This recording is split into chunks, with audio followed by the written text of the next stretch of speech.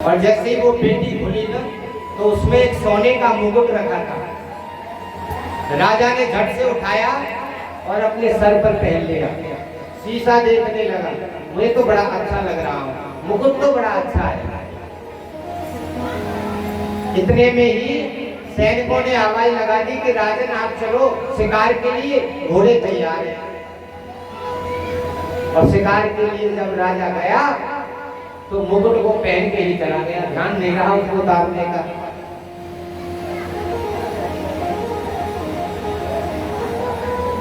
जंगल में गया, शिकार खेल रहा था तो उसके साथ एक आश्चर्यजनक घटना हो गई। और कैसी घटना भाई, एक राजकुमार, वो मोटा तगड़ा, लेकिन रंग उसका काला है, गोरा नहीं, काला। बड़ी बड़ी आंखें हैं, बड़े बड़े बाल हैं और भयंकर स्वरूप है उसका। हाथ में एक हाथ भर का डंडा लिए हुए और आया और आकर के सामने देखा कि एक बूढ़ी गैया बैठी है और उसके बगल में एक बैल रूपी धर्म खड़ा है। बैल कौन होता है? धर्म का रूप। बैल को कहते हैं धर्म का रूप और गैया को कहते हैं पृथ्वी का रूप। पृथ्वी का बेटा कौन है? बोले धर्म। यानी वो गैया बैठी है पृथ्वी और जो बैल खड़ा है वो उसका बेटा है। और वो राजकुमार आया और उसने डंडा बजाया दोनों में। एक डंडा उस बैल में मार रहा है, एक डंडा उस गैया में मार रहा है, बिना मतलब। परीक्षित ने देखा और तुरंत परीक्षित ने ललकारा, बोला अरे राजकुमार कौन है तू? रुक जा, मैं अभी तुझे दंड दूंगा। रुको, ऐसा पाप कर रहा है मेरे राज्य में?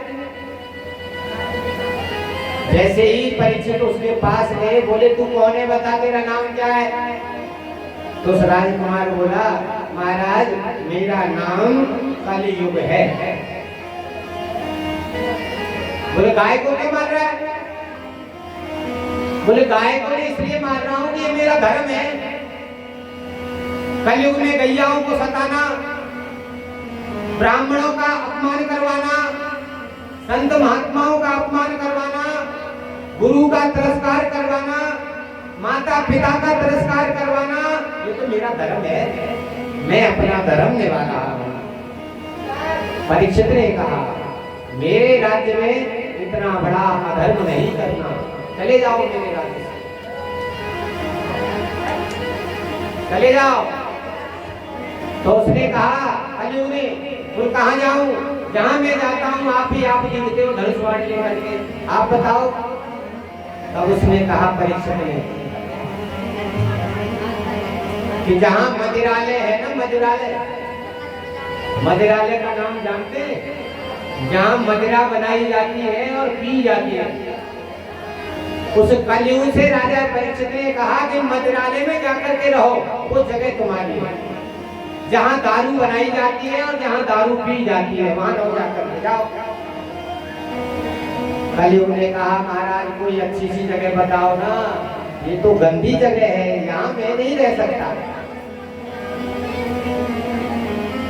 दूसरी जगह बताई जहाँ वैश्यालय है, जहाँ वैश्याओं का आवागमन होता है, वहां जाकर के रहो। बोले महाराज वहां भी नहीं रह सकता। तीसरी जगह बताई जहाँ जुआ खेला जाता हो और जुए का धन जहाँ रखा जाता हो, वहां जाकर के वास करो। कोई अच्छी सी जगह बताओ ना। तब परीक्षित ने कहा कली तू सोने में भी वास कर सकता है। तो संतों ने प्रश्न कर दिया सूत जी महाराज से। जब सूत जी ने कहा कि सोने में कलयुग का वास है तो सोना पहनना छोड़ दे क्या? सोना पहनना छोड़ दे, सोना रखना छोड़ दे। जब उसमें कलयुग वास करता है तो उसको यूज करना बंद कर दे क्या? तब सूत जी महाराज ने कहा हे ऋषियों, ऐसा नहीं मैं कह रहा हूं। कौन से सोने में वास करता है कलयुग? जो सोना अधर्म से कमाया हुआ हो, दूसरे का दिल दुखा करके लाया गया सोना हो, झूठ बोल करके सोना कमाया हुआ हो, उस सोने में कलयुग का वास होता है और वो सोना बुद्धि को खराब कर देता है। इसीलिए उसी सोने में आप जाकर के रहो। कलयुग से कहा राजा परीक्षित ने, तो राजा परीक्षित के सर पे सोने का मुकुट था और वो किसका था जानते हैं? कहां से लाए थे पांडव उसको? ये जानकारी नहीं थी राजा परीक्षित को ये मुकुट किसका है। वो मुकुट था जरासंध का। भीम का और जरासंध का जब युद्ध हुआ था तो भीमसेन उसको जरासंध से छीन के लाए थे। इसीलिए कलयुग ने सोचा बोले इनके मुकुट में बैठ जाओ, छीना हुआ धन है, जीता हुआ धन है। परीक्षित के सर पे बैठ के कलयुग, और तुरंत परीक्षित को प्यास लगी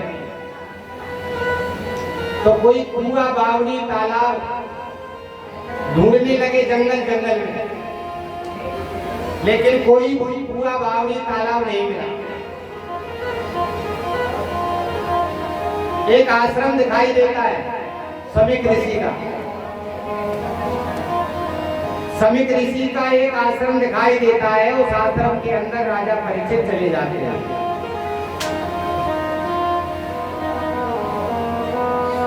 और अंदर जाकर के देखा तो राजा ने देखा कि समीक महाराज तपस्या में बैठे हैं। मैं इनके द्वार पे आया हूँ, मैं इतना बड़ा राजा हूँ परीक्षित, इन्होंने मेरा स्वागत नहीं किया। राजा को गुस्सा आ गया, ये मेरा स्वागत क्यों नहीं कर रहा, मैं इसके द्वार पे आया हूँ। तो मरा हुआ सांप रखा था, पास में पड़ा था मरा हुआ सांप, और राजा परीक्षित ने अपने बाण के आगे के भाग से लपेट करके और उस संत के गले में डाल दिया।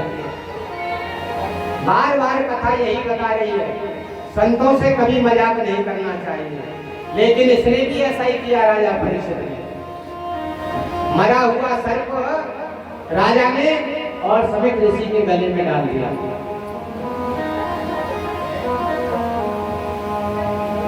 और जब समीक ऋषि के गले में डाल दिया तो समीक ऋषि का बेटा था जिसका नाम था श्रृंगी ऋषि। अब वो श्रृंगी ऋषि को पता चला तो श्रृंगी ऋषि ने हाथ में जल लेकर के